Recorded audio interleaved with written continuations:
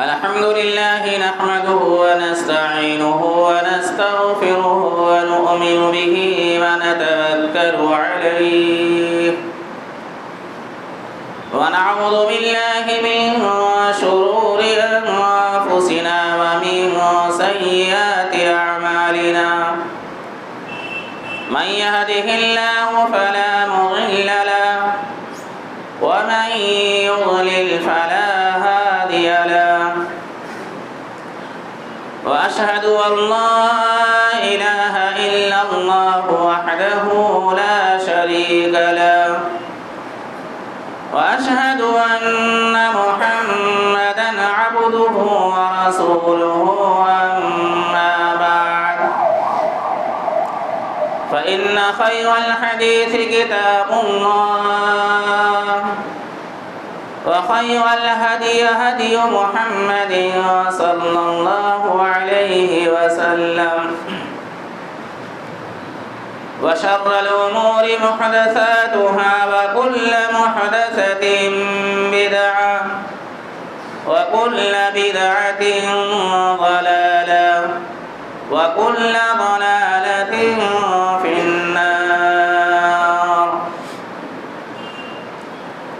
أعوذ بالله من الشيطان الرجيم. بسم الله الرحمن الرحيم.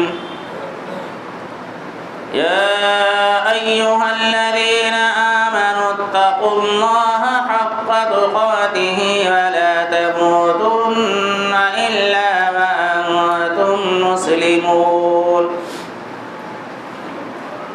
يا أيها الناس اتقوا ربكم الذي خلقكم من نفس واحدة وخلق منها زوجها وبث منهما رجالا كثيرا ونساء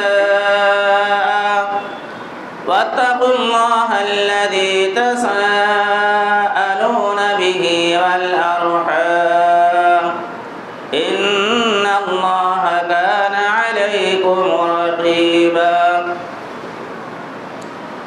يا أيها الذين آمنوا اتقوا الله وقولوا قولا سديدا يصلح لكم أعمالكم ويغفر لكم ذنوبكم ومن يطع الله ورسوله فقد فاز فوزا عظيما. وقال الله تبارك وتعالى في سورة البقرة: يا أيها الناس كلوا مما في الأرض حلالا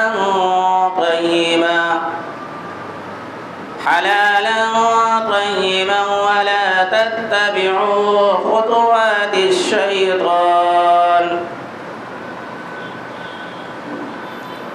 محترم حاضرین جمع، نوجوان دوستوں، اسلامی بھائی اور بزرگوں،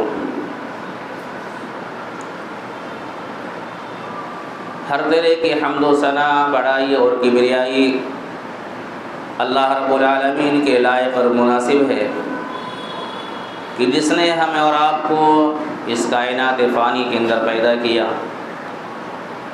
اور اپنی بے شمار نعمتوں سے ہمیں نوازا. بعدہ بے شمار درود و سلام نازل ہوں رب العالمین کے بھیجے گئے جملہ انبیاء کرام پر، خصوصاً احمد مجتبیٰ محمد مصطفیٰ صلی اللہ علیہ وسلم پر، جنہیں رحمت للعالمین بنا کر مبعوث کیا گیا. برادران اسلام، جیسا کہ گزشتہ خطبے کے اندر یہ بات آپ کے سامنے رکھی گئی تھی کہ اللہ رب العالمین ہی دعاؤں کو سنتا ہے، اور اس سلسلے کی چند روایتیں کتاب و سنت سے آپ کے سامنے پیش کی گئی.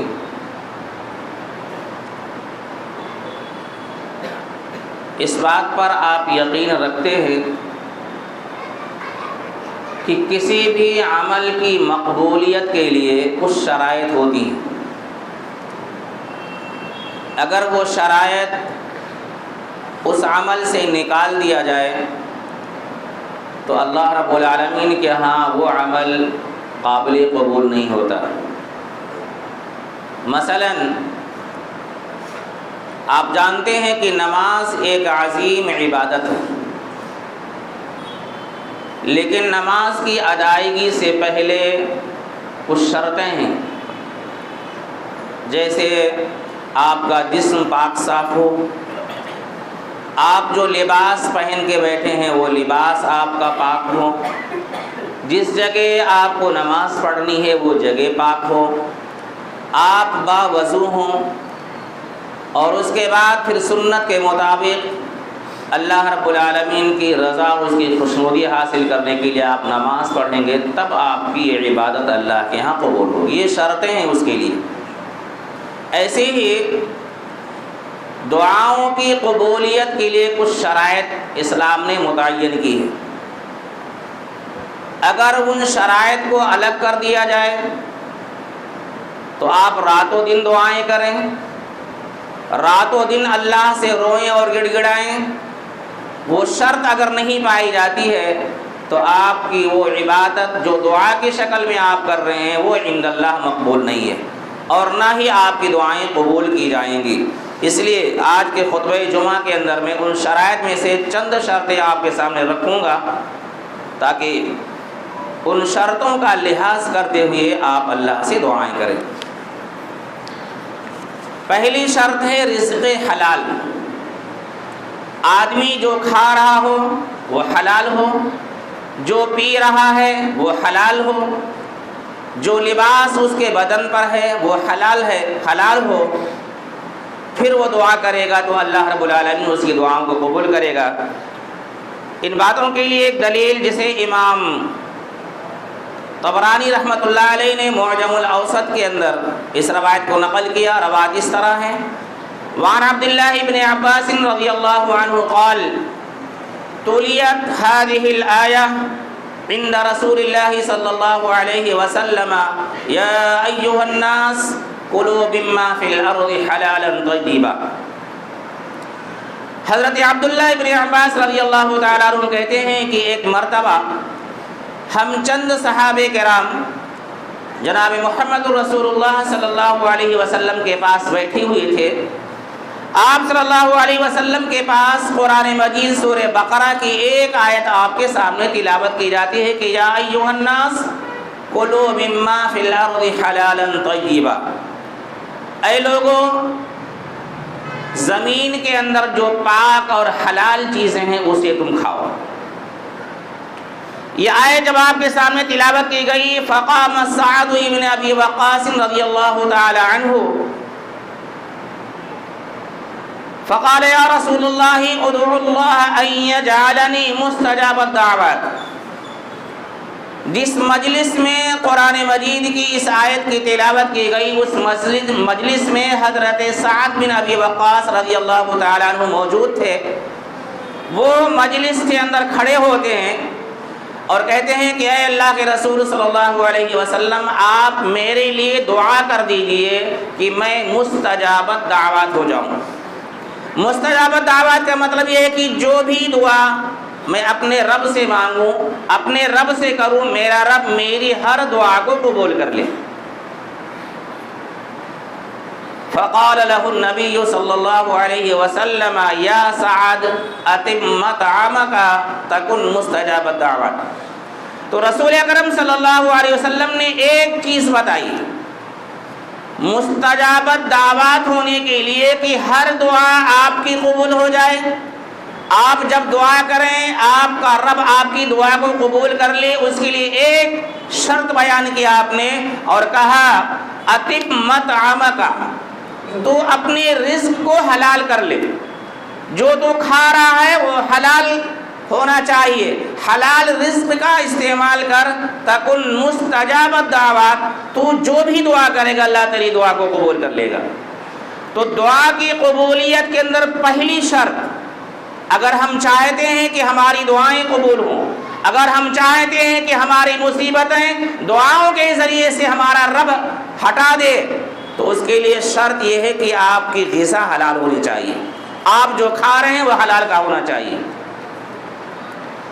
لیکن آج کا جو ماحول ہے، آج کے ماحول کے متعلق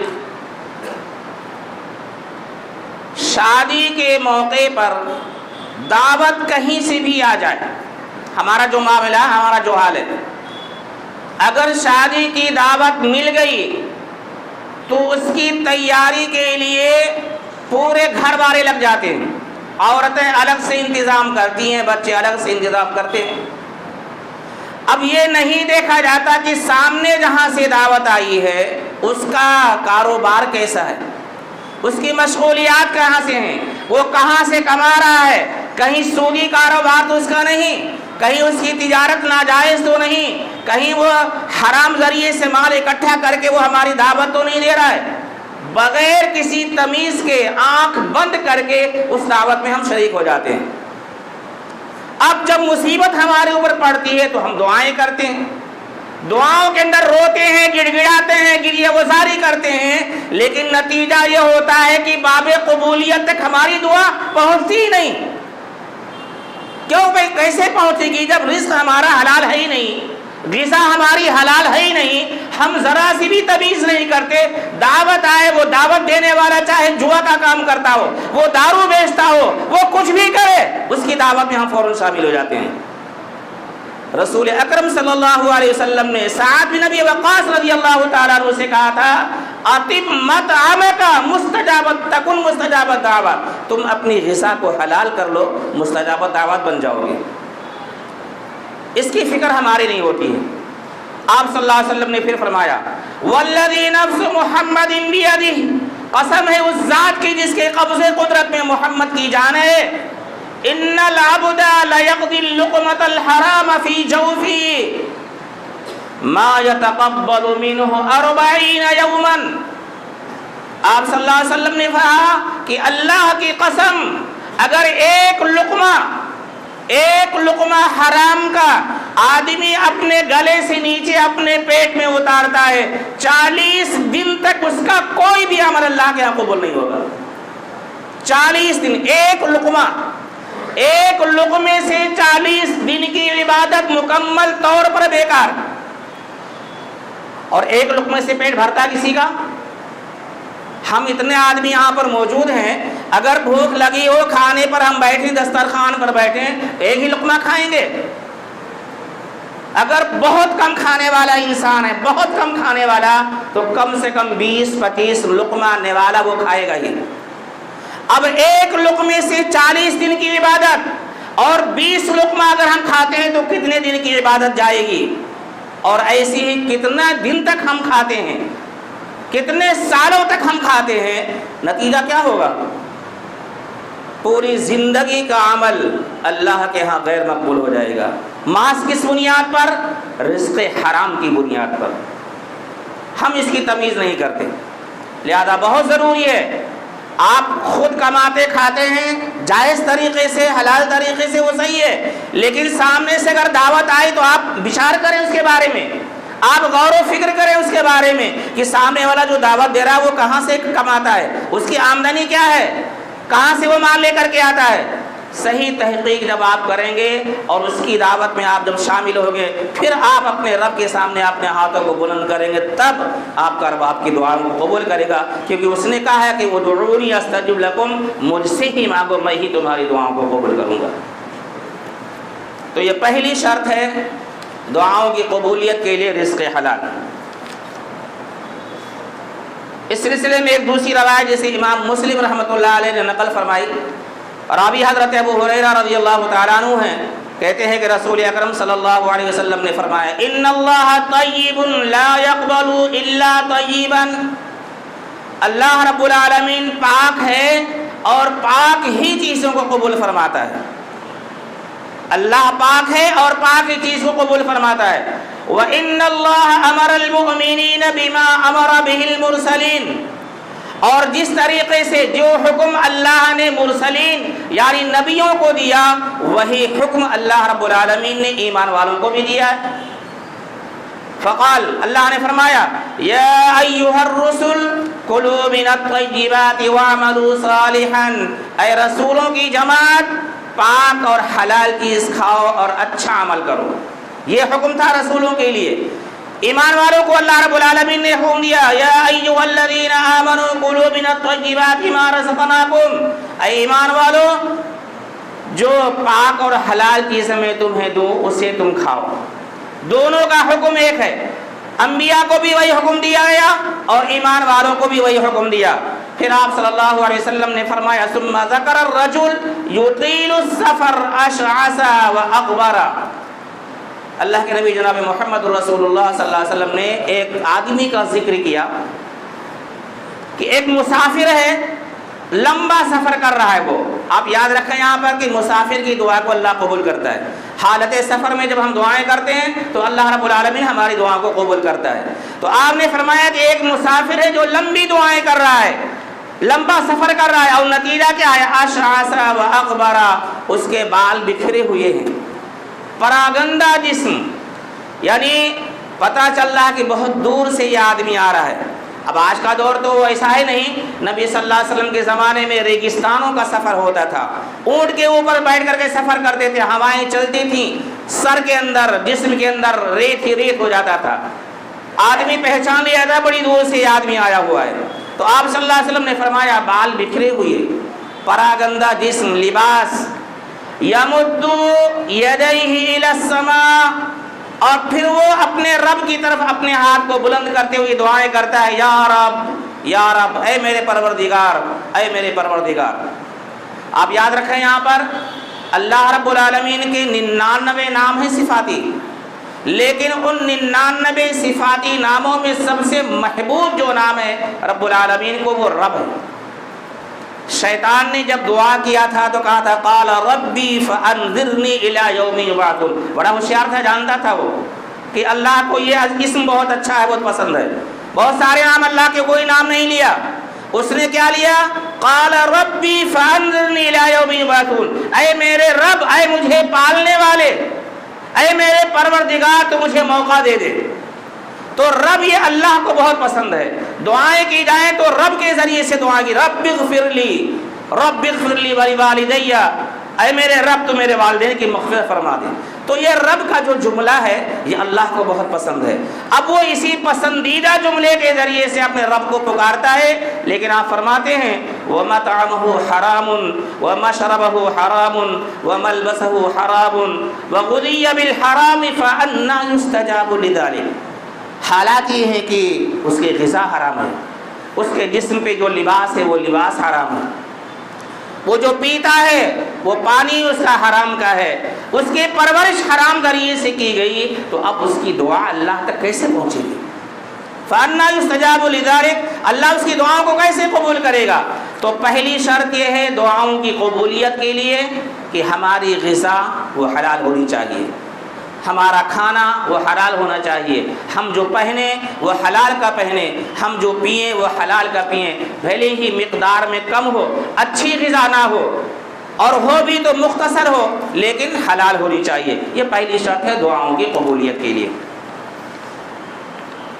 دعاؤں کی قبولیت کے لیے دوسری شرط امر بالمعروف اور نہی عن المنکر کا فریضہ انجام دینے والا آدمی ہو۔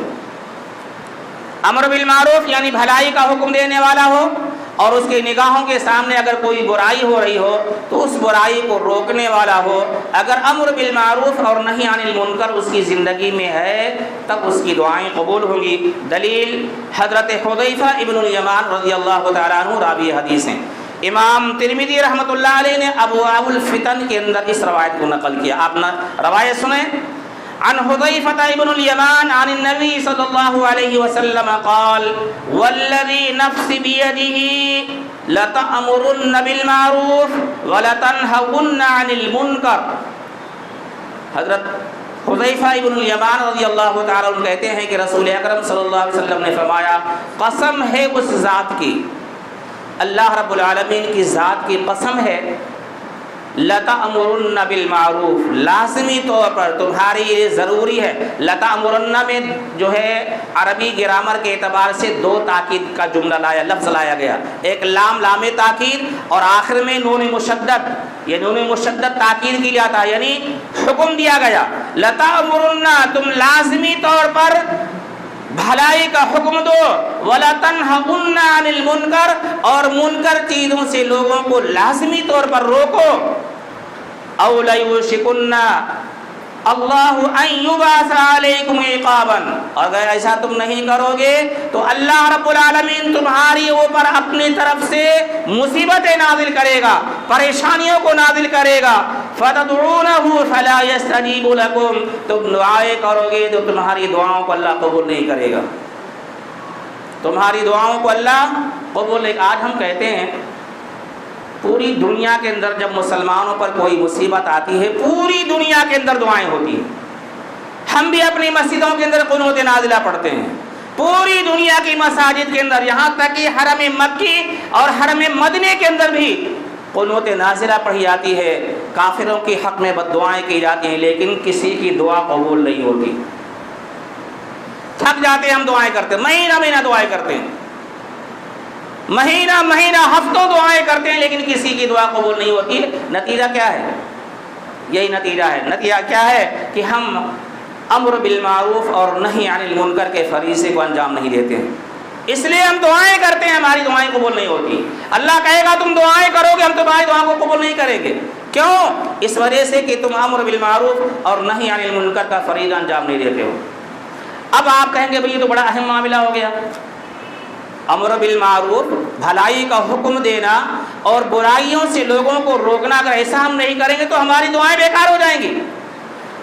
اس فریضے کو انجام دینے کے لیے رسول اکرم صلی اللہ علیہ وسلم نے 3 چیزیں بیان فرمائی ہیں.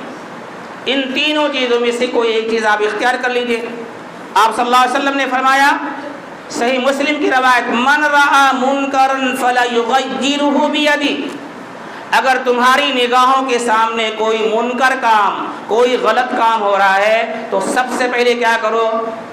فَلْيُغَيِّرْهُ بِيَدِهِ، اپنے ہاتھوں سے اسے روکو. تمہارے ہاتھوں میں اگر طاقت ہے، اگر قوت ہے تو اپنے ہاتھوں سے اس برائی کو روک دو. فَإِن لَّمْ يَسْتَطِعْ، اب ہمارے ہاتھوں میں وہ طاقت نہیں. اگر ہم اپنے ہاتھوں سے روکنے جائیں گے تو لڑائی کا اندیشہ ہے، فتنے کا اندیشہ ہے، جھگڑا ہونے کا اندیشہ ہے. تو اللہ کے رسول صلی اللہ علیہ وسلم نے فرماتے ہیں فَإِن لَّمْ يَسْتَطِعْ فَبِلِسَانِهِ، اگر ہاتھ سے روکنے کی طاقت نہیں ہے تو زبان سے بول دو. زبان سے کہہ دو بھائی یہ تو کر رہا ہے، غلط کر رہا ہے، یہ چیز جائز نہیں ہے، یہ اسلام میں حلال ہے نہیں ہے، حرام ہے. یہ زبان سے بول دو. اگر زبان سے بھی بولنے کی طاقت نہیں تو رسول اکرم صلی اللہ علیہ وسلم نے فرمایا کہ اپنے دل میں اسے برا جانو، اپنے دل میں اسے برا جانو. لیکن آپ کہتے ہیں وَذَلِكَ أَضْعَفُ الْإِيمَانِ، یہ ایمان کا سب سے کمزور درجہ ہے، سب سے کمزور. تو کم از کم امر بالمعروف اور نہی عن المنکر میں سے ان تینوں میں سے کوئی ایک چیز اختیار ہم کریں، کوئی ان تینوں چیزوں میں ایک چیز اختیار کریں گے اور پھر ہم دعائیں کریں گے تو ہماری دعا اللہ رب العالمین قبول فرمائے گا. اب معاملہ کیا ہے کہ ہم اپنے گھر کے ہی سدھار نہیں کر پاتے ہیں، ہم دوسروں کو کیسے بولیں گے؟ ہم جس کو بولنے جائیں گے وہ بولے گا اپنے گھر کی سدھار کرو، اپنے گھر کی اصلاح کرو، اپنے بچوں کی اصلاح کرو. تو ہمارا گھر ہی خراب ہے، ہم اپنے گھر سے آگے جا ہی نہیں سکتے ہیں. لہذا سب سے پہلی چیز ضروری ہے کہ اصلاح اور سدھار کا کام کہاں سے ہو؟ اپنے گھر سے ہو. امر بالمعروف اور نہی عن المنکر کا فریضہ جو انجام دے ہیں وہ کہاں سے؟ اپنے گھر سے ہم اس کی شروعات کریں. تو اس حدیث کو امام ترمذی رحمۃ اللہ علیہ نے ابواب الفتن کے اندر نقل فرمایا کہ تم دعائیں کرو گے اور اللہ رب العالمین تمہاری دعاؤں کو قبول نہیں کرے گا. ایک دوسری روایت اسی کے تعلق سے جس کو حضرت عائشہ رضی اللہ تعالیٰ عنہ روایت کرتی ہیں، روایت اس طرح ہے، وعن عائشة رضي الله تعالى عنها قالت قال رسول الله صلى الله عليه وسلم يا أيها الناس إن الله يقول لكم مروا بالمعروف ونهوا عن المنكر. رسول اکرم صلی اللہ علیہ وسلم فرماتے ہیں کہ اللہ رب العالمین لوگوں تم سے کہہ رہا ہے کہ امر بالمعروف اور نہی عن المنکر کا فریضہ انجام دو. آپ فرماتے ہیں قبل ان تدعوا فلا اصیب لکم وتسألوا فلا اعطیکم وتسرونی فلا انصرکم. اگر تم نے یہ کام نہیں کیا، بہت غور سے اس حدیث کو سننا، امام ابن ماجہ رحمۃ اللہ علیہ کتاب الفتن کے اندر لے کے آتے ہیں، اگر تم ایسا نہیں کرو گے، یعنی امر بالمعروف اور نہی عن المنکر کا فریضہ انجام نہیں دو گے، تو کیا ہوگا؟ تدعوا فلا اجیب لکم، تم دعائیں کرو گے میں تمہاری دعاؤں کو قبول نہیں کروں گا. تم دعائیں کرو گے میں تمہاری دعاؤں کو قبول نہیں کروں گا. وَتَسْأَلُوا فَلَا أُعْطِيكُمْ، تم مجھ سے مانگو گے صحت، میں تمہیں صحت نہیں دوں گا. تم مجھ سے تندرستی مانگو گے میں تمہیں تندرستی نہیں دوں گا. تم مجھ سے مال مانگو گے میں تمہیں مال نہیں دوں گا. جس چیز کا بھی تم مطالبہ کرو گے فَلَا أُعْطِيكُمْ، میں وہ تمہیں نہیں دوں گا. وَتَنْصُرُونِي فَلَا أَنْصُرُ لَكُمْ، اور تم مجھ سے مدد طلب کرو گے تو میں تمہاری مدد بھی نہیں کروں گا. مشرکین، منافقین، یہودین، نصرانین، یہ سب تمہارے اوپر ٹوٹ پڑیں گے، تمہیں ماریں گے، تمہیں ستائیں گے، تمہیں تکلیف دیں گے. تم مجھ سے مدد مانگو گے میں تمہاری مدد نہیں کروں گا. کیوں؟ اس وجہ سے کہ تم امر بالمعروف اور نہی عن المنکر کا فریضہ انجام نہیں دیتے ہو. تو یہ شرائط ہے دعاؤں کی قبولیت کے. بہت ساری شرطیں میں انشاءاللہ آپ کے سامنے مختصر انداز میں تھوڑا تھوڑا رکھ کر جاؤں گا. پہلی شرط آج کے خطبے کے ذریعے سے رزق حلال، اور دوسری شرط یہ ہے کہ امر بالمعروف اور نہی عن المنکر کا آپ فریضہ انجام دیں گے. تب ہم جب دعائیں کریں گے تب ہمارا رب ہماری دعاؤں کو قبول کرے گا. اور اس نے جو یہ کہا ہے کہ ادعونی استجب لکم، تم مجھ سے مانگو میں تمہیں دوں گا، پھر اس وقت وہ چیز ہمیں مل جائے گی جو اللہ سے ہم مطالبہ کریں گے. اللہ رب العالمین سے رب العالمین ہم تمام مسلمانوں کو حسن عمل کی توفیق عطا فرمائے. آمین. بارک اللہ لنا ولکم فی القرآن العظیم ونفعنا وإياكم بالآيات والذكر الحكيم إنه تعالى جواد كريم مليك بر رؤوف رحيم.